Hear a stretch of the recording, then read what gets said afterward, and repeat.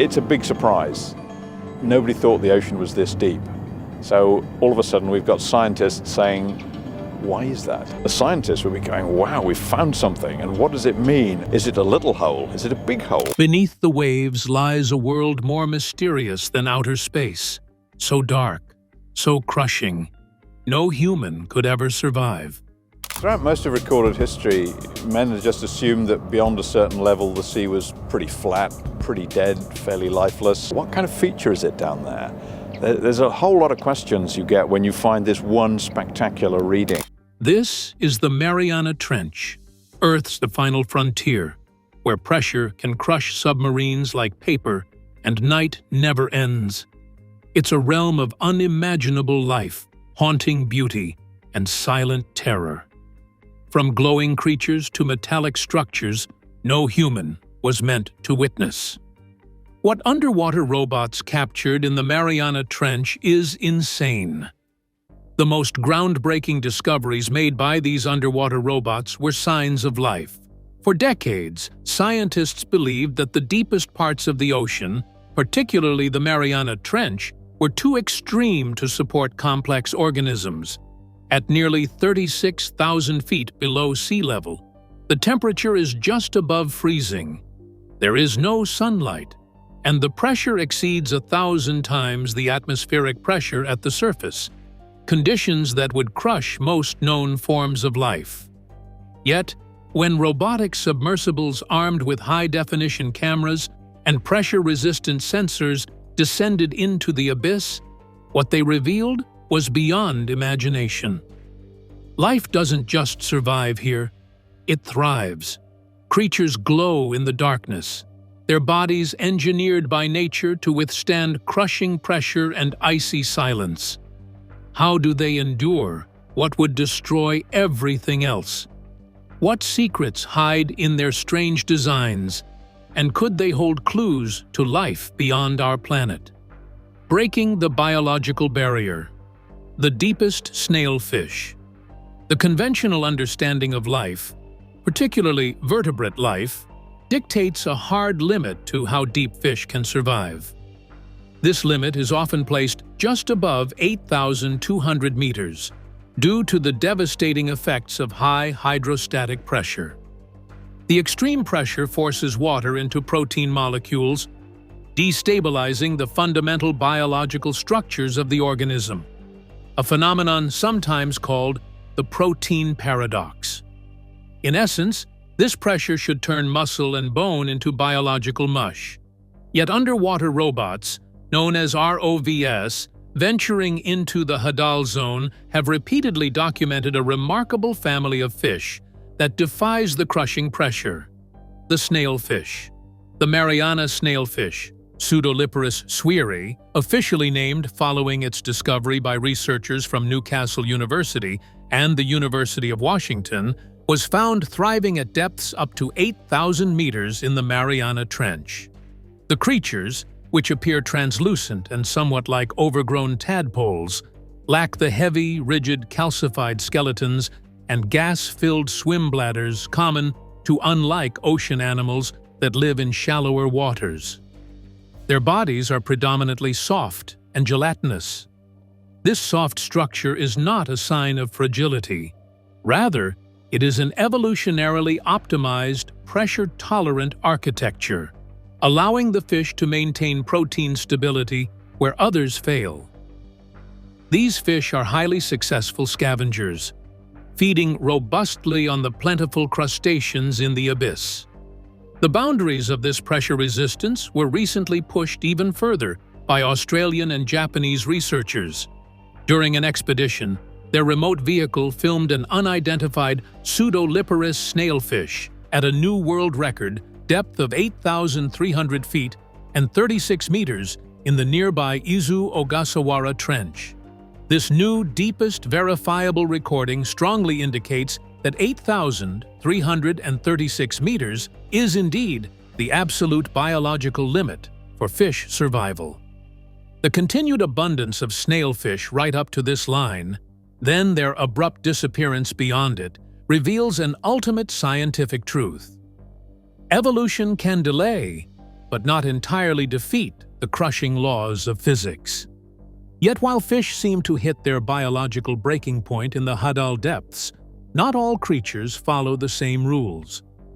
Beyond the point where vertebrates disappear, other life forms take over, strange, almost alien invertebrates built for the abyss. These tough, oversized scavengers thrive in complete darkness. Among them are giant amphipods, so enormous they'd look like monsters to anything living closer to the surface. Titans of the deep, supergiant amphipods. Deep-sea exploration often reveals cases of deep-sea gigantism, where species grow significantly larger than their shallow-water relatives. Examples include the giant squid and the Japanese spider crab. In the Mariana Trench, this phenomenon is startlingly realized in the form of the supergiant amphipod, Alicella gigantea. Amphipods are typically tiny crustaceans, generally less than 1 centimeter long, earning them the nickname insects of the sea. The supergiant variants, however, are massive. Some captured specimens are more than 20 times larger than their shallow water counterparts and can reach the size of a human forearm. ROV landers and bait cameras have captured these massive crustaceans thriving in the Hadal zone, specifically around 7,000 to 8,200 meters in the Mariana Trench and other deep trenches.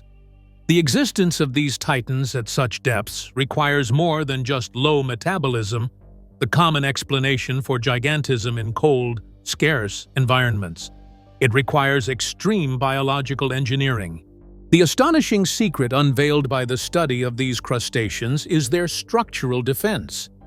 Researchers discovered that these Hadal amphipods utilize aluminum compounds to strengthen their exoskeletons, giving them the structural integrity needed to withstand the crushing pressures of the trench. This represents a unique biochemical pathway and a form of chemically fortified armor. The organism is thought to ingest the aluminum through the nutrient-rich sediments on the sea floor and utilize it in a specialized form to coat and harden its exterior. This discovery completely alters the understanding of deep-sea gigantism, demonstrating that it is not solely a metabolic or growth rate phenomenon, but also a sophisticated structural adaptation, using elements derived from the environment to counteract the immense physical forces. The ultimate ambush predator, the sea devil anglerfish. When ROVs penetrate the permanent darkness of the deep ocean's abyssal and Hadal yield zones, they frequently encounter creatures that seem to defy imagination. One of the most horrifying and fascinating is the deep-sea anglerfish, particularly the Black Sea Devil, Melanocetus. These ray-finned fish are renowned for a characteristic mode of predation, adapted for total darkness. A modified dorsal fin ray, known as the Elysium, terminates in a bioluminescent lure, the Esca, which acts as a solitary beacon in the blackness, attracting unsuspecting prey. The Black Sea Devil, typically small, around 20 centimeters, possesses a misshapen body and barbed razor-like teeth, making it the perfect abyssal ambush predator. ROV footage, such as the famous 2014 sighting of a female deep-sea anglerfish, captures this creature's silent, horrifying efficiency in the pelagic mid-water zone. However, the deepest secret of the anglerfish, which ROVs helped confirm, lies not just in its hunting, but in its reproduction. In the vast, sparse environment of the deep sea, finding a mate is arguably a greater challenge than finding food. The anglerfish solves this with extreme sexual dimorphism and sexual parasitism. The male is tiny, sometimes several orders of magnitude smaller than the female. Once he finds a female, he attaches permanently to her body, sometimes fusing their circulatory systems, a natural form of parabiosis. The male then degenerates into little more than a perpetual sperm donor, relying entirely on the much larger female for sustenance. This extreme adaptation, observed through deep-sea technology, illustrates the profound energy constraints and the necessity for radical evolutionary shortcuts dictated by the crushing isolation of the abyss. Swimming windows. The barreleye fish's transparent head. The deep-sea environment demands radical optical solutions, and few are as bizarrely brilliant as the barreleye fish. Macropinna microstoma. This species resides primarily in the ocean's twilight zone, typically 600 to 800 meters deep, where only the faintest shimmer of surface sunlight penetrates. In this challenging habitat, the barreleye possesses a completely transparent, fluid-filled shield covering the top of its head. Inside this clear dome are its remarkable tubular upward-facing eyes, often appearing as glowing green balls in ROV lighting. The extreme rarity of encounters highlights the difficulty of studying this creature. The Monterey Bay Aquarium Research Institute, MBARI, has logged thousands of dives with its ROVs over 3 decades, but has only sighted the barreleye approximately 9 times. The design of the Barreleye is a triumph of evolutionary optical engineering for low-light hunting. In the twilight zone, prey, often small crustaceans or siphonophores, are best spotted by looking up, as they cast faint shadows against the minimal light. The transparent dome protects its highly sensitive, barrel-shaped eyes, which maximize light capture. Furthermore, ROV researchers made a crucial behavioral observation. The barreleye can rotate its eyes beneath that transparent tissue. This allows the fish to first spot prey above it, track its descent, and then pivot its eyes forward to observe the prey as it strikes with its front-pointing mouth. The barreleye is not merely a strange fish. It is a meticulously engineered biological device designed to exploit every photon available for survival. Cephalopod, ghosts, the Dumbo octopus ballet. In the midst of the abyssal darkness, ROV cameras sometimes capture creatures that are surprisingly endearing, challenging the narrative that all deep-sea life must be monstrous. The Dumbo octopus, Grimpoteuthis, is one such creature, named after the iconic Disney elephant due to the 2 oversized wing-like fins located on either side of its mantle. ROV operations frequently encounter these cephalopods hovering gently, almost performing a silent ballet, above the sea floor, typically in the range of 3,000 to 6,000 meters. The ghostly appearance, often pale and semi-translucent, is accentuated by the ROV's intense artificial lights. The Dumbo octopus has evolved an energy-optimized, pressure-resistant structure. They generally lack the heavy musculature and complex jet propulsion systems of their shallow-water cousins. Furthermore, they are unique among many cephalopods for lacking an ink sac. In the total darkness of their habitat, ink provides no defense. Therefore, their primary defense, movement, and hunting strategy relies on the highly controlled, efficient motion provided by their wings for slow, perpetual flight. This mode of movement is perfectly suited for conserving energy in the cold, sparse environment. The Dumbo octopus, observed through deep-sea video, demonstrates a fascinating trade-off, trading high-speed maneuverability for low-energy, sustained elegance, cementing its role as a master of the energy-constrained deep. But the signs of life in the Mariana Trench is just one part of a much larger story, because down there, the seafloor is a landscape shaped by forces more violent and extreme than almost anywhere else on Earth. Towering hydrothermal vents, underwater volcanoes, sulfur chimneys, and methane seeps create isolated pockets of heat and chemistry, oases in the abyss where life clings to ancient rhythms. And in these harsh, otherworldly places, some of the strangest creatures ever discovered have managed to survive for millions of years, seemingly unchanged. The living fossils, frilled sharks and ghost fish. The deep ocean trenches act as vast, stable refuges where evolutionary pressures found on the surface, such as dramatic temperature changes, shifting environments, or intense competition, are largely absent. This stability allows ancient, primitive life forms, often unchanged for millions of years, to persist. ROVs occasionally capture these living fossils, providing direct biological glimpses into Earth's distant past. The frilled shark, Chlamydocelicus anguineus, is one such remarkable creature. Due to its primitive features, it is widely referred to as a living fossil. It is an elongated, eel-like predator found at depths up to approximately 1,600 meters, a mile deep.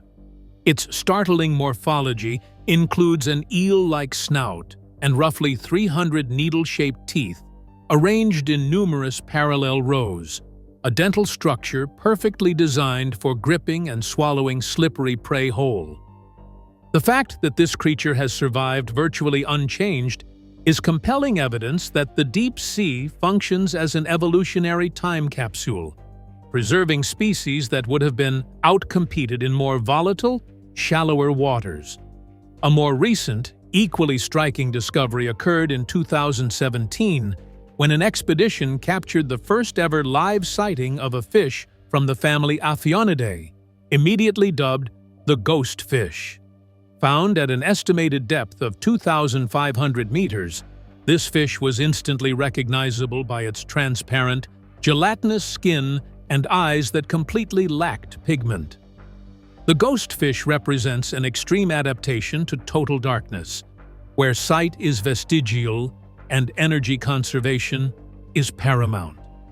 These ROV encounters confirm that the deep ocean's sheer consistency, its total darkness and constant cold, removes the impetus for change, allowing life to persist in forms that echo primordial eras.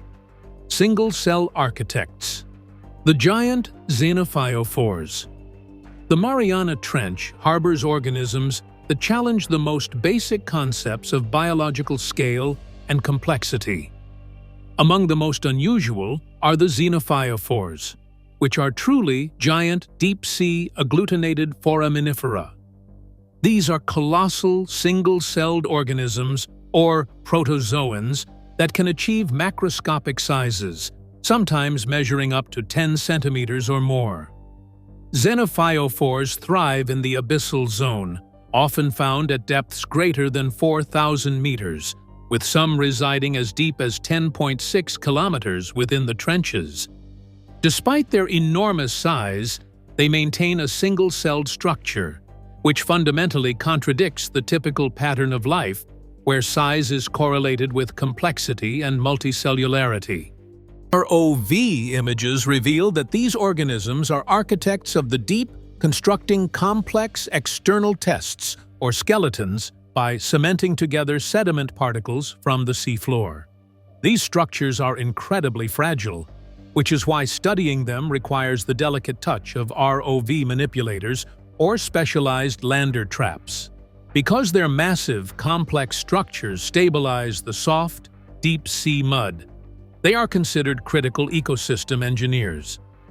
By providing physical structures in an otherwise featureless environment, they create essential microhabitats and shelter for numerous smaller deep-sea fauna.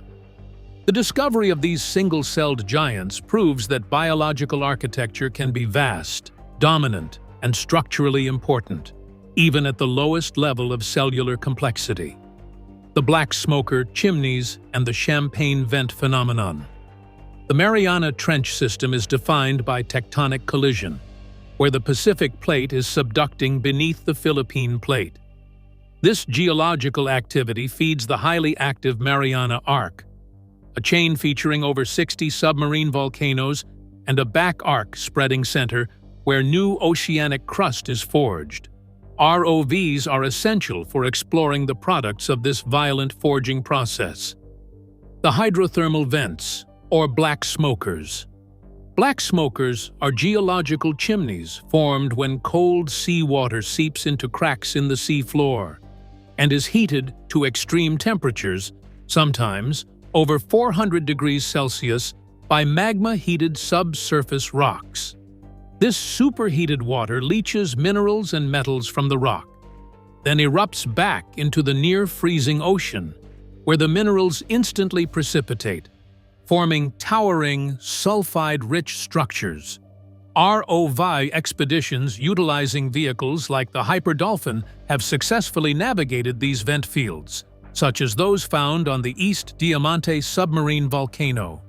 The sampling work performed by the ROVs yielded an astonishing discovery. The chimney structures, primarily composed of barite and metal sulfides, contained extraordinarily high concentrations of valuable metals. Data indicated high levels of zinc, lead, silver, and gold. The moment these findings were verified, the scientific discovery immediately transcended biology and geology, triggering major geopolitical implications. The ROV data confirms that the Marianas, an area partly protected as a marine national monument, harbors commercially viable gold mines on the deep sea floor, fueling the complex and often contentious global debate over deep-sea mining. While black smokers expel metal-rich sulfide plumes, the Mariana region also hosts a far stranger type of vent, those that expel pure liquid carbon dioxide.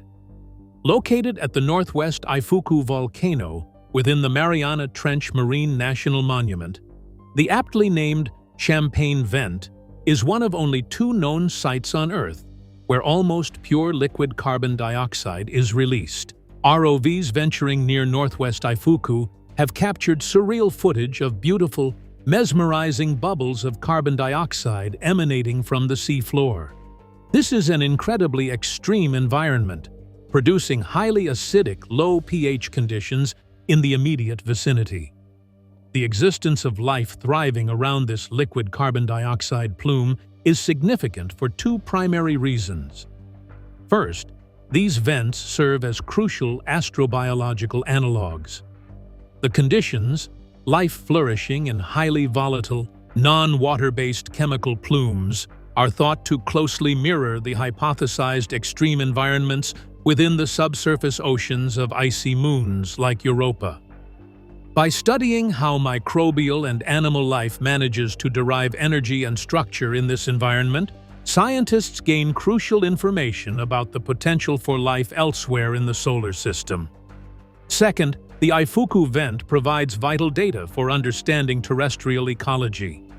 The high carbon dioxide concentrations and low pH are crucial benchmarks for studying the potential long-term effects of global ocean acidification caused by human activity. The resilience of life at the Champagne Vent offers chilling perspectives on how deep-sea ecosystems might attempt to cope with a globally acidifying ocean. Deepest gardens, chemosynthetic life communities. For decades, the standard ecological model suggested that the vast majority of the deep sea floor was a barren, nutrient-poor environment, depending entirely on marine snow, the sparse detritus sinking from the surface. However, ROV and submersible explorations have revolutionized this view by discovering extensive, thriving colonies of chemosynthesis-based life forms far down the trench slopes, confirming that the deep sea is dotted with rich oases. Life in these deep colonies derives energy not from the sun, but from chemical reactions, typically fueled by gases like hydrogen sulfide and methane seeping through cracks in the seafloor. In a landmark expedition, the Chinese submersible Fendouzhe, or Striver, discovered massive communities of marine tube worms, mollusks, and bivalves at depths ranging up to 9,533 meters in the Mariana Trench. This represents the deepest and most extensive community of chemical reaction-powered life forms known on Earth.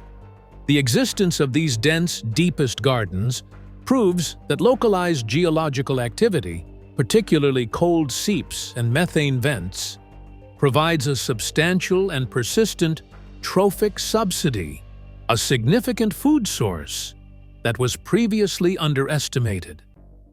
Scientists now recognize that chemical energy sources are far more widespread throughout the Hadal ecosystem than previously assumed, supporting not only the primary producers, chemosynthetic microbes, but also a substantial number of heterotrophic benthic fauna, like amphipods and sea cucumbers. The thriving nature of these deep-sea populations changes the fundamental perception of the Hadal environment, suggesting that complex ecological networks can flourish wherever chemical energy is available. Earth's oozing wounds. Serpentinite mud volcanoes. The Mariana Trench is the geological consequence of the Pacific Plate subducting beneath the Philippine Plate. Geologists are keenly interested in understanding this process, particularly how the process of subduction initiation begins and how it influences the release of deeply buried materials. Typically, sampling the Earth's interior, the crust-mantle boundary, MOHO, is only possible through extremely deep, costly drilling. However, the Mariana Trench provides a spectacular natural workaround: serpentinite mud volcanoes. These unusual geological features form in the forearc region, the area situated between the trench and the active volcanic arc. The formation process involves fluids driven off the subducting plate, finding their way up through faults. Critically, these fluids react chemically with the surrounding mantle rock in a process called serpentinization, which creates soft, low-density serpentinite mud. This mud, pressurized by seismic activity and fluids, then oozes out onto the seafloor, building massive mounds up to 50 kilometers in diameter. ROVs, such as Jason, have been deployed to sample these structures, essentially harvesting material that has been naturally elevated from extreme depths up to 18 kilometers beneath the seafloor surface. The material collected offers unprecedented, direct chemical and mineral evidence of the processes occurring deep within the planet's interior. This ROV-enabled access to mantle and MOHO material provides crucial data points for understanding the physical and chemical conditions that trigger large earthquakes and the tsunamis associated with these highly stressed subduction zones. Exploring the Mariana Trench has revealed more than just the secrets of geology and biology. It's also revealed a reflection of ourselves. Our technology reaches farther, our data grows deeper, but with it comes mystery and consequence. One of the strangest signs of this came in the form of a sound, eerie, unexplained, and still unsolved. Was it a biological call? The echo of geological stress? Or something entirely unknown? Nicknamed the bio-twang, this sound has remained one of the Mariana Trench's most chilling puzzles. The unsolved audio file, decoding the Mariana bio-twang. The abyssal zone is often imagined as a realm of profound silence, insulated from the noise pollution of the surface. However, when scientists deployed hydrophones, underwater microphones, 6 miles down into the Mariana Trench in 2014, they were surprised by the clamor. The deep was filled with sounds of earthquakes, distant ships, and the overwhelming noise of a Category 4 typhoon passing overhead. Amidst this din, the hydrophones captured a truly mysterious sound. A complex, metallic, 3.5-second cry that baffled initial researchers and was quickly nicknamed the bio-twang. The repetitive, structured nature of the sound suggested a biological origin, but no known creature made this call. It had distinct low-frequency rumbles followed by high-frequency metallic chirps. Later research, led by specialists at Oregon State University, successfully identified the bio-twang. It was determined to be a new, highly complex vocalization from a baleen whale, possibly the common minke whale. The unusual, multi-part structure of the call is interpreted as an evolutionary adaptation. To communicate effectively in the high-pressure, dense environment of the deep ocean, the whales utilize a call designed to travel over vast distances. The initial mystery of the sound ultimately confirmed two critical environmental realities. First, that acoustic communication among deep-sea megafauna is highly sophisticated. And second, that the noise from surface shipping and human activity successfully penetrates and permeates the deepest trenches on Earth, potentially disrupting the ancient acoustic communications vital for marine life. While our presence is felt even in the deepest soundscapes, our reach into the abyss has come at great cost. One mission, in particular, ended in tragedy. The loss of ROV Nereus. The relentless pressure of the Hadal zone demands materials and engineering far beyond the ordinary. The creation of vehicles capable of withstanding 16,000 psi is a constant technological high-stakes gamble. No incident underscores this lethal reality more dramatically than the loss of the hybrid ROV Nereus.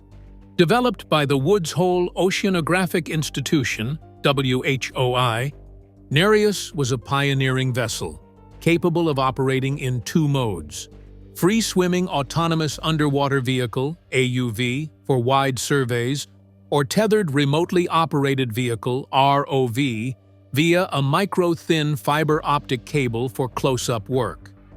Nereus successfully completed a mission to the Challenger Deep in the Mariana Trench in 2009. However, in May 2014, while exploring the Chemosynthetic Trench northeast of New Zealand, a deep-sea analog to the Mariana, the vehicle suffered a catastrophic failure. About 7 hours into a planned 9-hour dive, contact was lost at approximately 9,900 meters below the surface. Debris, spotted floating later, was identified as parts of Nereus, suggesting the vehicle had instantly imploded under the sheer weight of the ocean, estimated at 16,000 pounds per square inch. The tragic loss of this one-of-a-kind, cutting-edge machine serves as the ultimate demonstration of the Hadal zone's hostility. The event confirmed that even the most meticulously designed systems, those utilizing advanced syntactic foams and high-strength materials, exist perpetually on the brink of failure. The destruction of Nereus was a potent reminder of the enormous technical difficulty and inherent risk involved in sustained deep-sea exploration. The history of manned and unmanned deep-sea exploration is filled with pioneering but often flawed missions. The Trieste, 1960, never returned to the deep after its single dive, and James Cameron's Deep-Sea Challenger, 2012, suffered hydraulic failures that severely hampered its scientific mission. This history made the operational reliability of Victor Vescovo's 5 Deeps expedition a critical development in Hadal technology. The expedition utilized the Deep Submergence Vehicle, DSV, limiting factor, the first fully commercially certified manned submersible rated for full ocean depth, 11,000 meters. During Vescovo's 2019 dive series to the Challenger Deep, the limiting factor was forced into an unplanned but successful mission that changed the game: the rescue of a scientific lander named SCAF. The uncrewed lander became stuck on the bottom near the deep's lowest point, an estimated depth of 10,927 meters, where it sat for 2.5 days. The DSV limiting factor, piloted by Patrick Leahy and Jonathan Strew, successfully descended and executed the deepest ever marine salvage operation, retrieving SCAF. This event was far more than a simple recovery. It was the ultimate functional stress test of the submersible's design. The ability of the limiting factor to not only reach the deepest point repeatedly, but also perform a complex, unplanned maneuver using its robotic arm demonstrated a new era of reliability and operational sustainability in the Hadal zone, confirming that sustained scientific missions are now technologically feasible, shifting exploration from high-risk flag planting to genuine deep-sea operational capacity. Toxic time capsule: pollutants in Hadal fauna. In 1998, operators of the Japanese remotely operated vehicle, ROV Kaiko, were surveying the abyssal plain of the Mariana Trench, 10.8 kilometers beneath the surface. At this pristine remote depth, the ROV camera captured a jarring, shocking sight: a single-use plastic bag. This simple object, a remnant of everyday human consumption, became the definitive physical evidence that no part of the planet is safe from anthropogenic pollution. The visual of a plastic bag at the deepest point on Earth is potent because it proves that the ocean's great depth does not confer immunity. For macroplastic like this to sink 11 kilometers, it must overcome its natural buoyancy. This occurs primarily through a process known as biofouling, where organisms like bacteria and barnacles colonize the plastic's surface, gradually increasing its density until it sinks through the water column, eventually settling in the trench, the ultimate geological trap. This discovery confirms the Mariana Trench's role not just as a geological feature, but as one of the largest and most permanent sinks for human debris on Earth. Once plastic reaches the crushing pressures and freezing temperatures of the Hadal zone, it can persist for thousands of years, remaining a tangible, insulting footprint of human industrial activity. Subsequent studies have found that microplastic abundances in Mariana Trench sediments vary from 200 to 2,200 pieces per liter, often several times higher than in most deep-sea sediments globally. The discovery of a plastic bag at the Challenger Deep was just the opening act in the story of human contamination. Far more insidious revelations were made when researchers used ROVs to sample the indigenous life within the trenches. Scientists collected small, prawn-like crustaceans called amphipods from the Mariana Trench floor. Analysis of these creatures revealed extraordinarily high levels of toxic industrial chemicals, specifically polychlorinated biphenyls, PCBs, and other persistent organic pollutants, POPs. PCBs are highly toxic chemicals globally banned in the 1970s due to their link to cancer and their refusal to break down in the environment. The concentrations found in the Hadal amphipods were shocking. The highest levels of PCBs measured in the Mariana creatures were 50 times greater than those found in crabs near the Liaohe River system, one of China's most polluted rivers, and were only rivaled by contamination in Japan's infamous industrial black spot, Suruga Bay. This profound contamination is the result of a dangerous process termed Hadal amplification. PCBs and POPs are lipophilic. They stick to fat and are water repellent, meaning they adhere readily to plastic debris and organic matter that sinks to the bottom. The scavenging amphipods, which congregate in huge numbers to devour any organic material falling from above, efficiently consume and concentrate these toxins.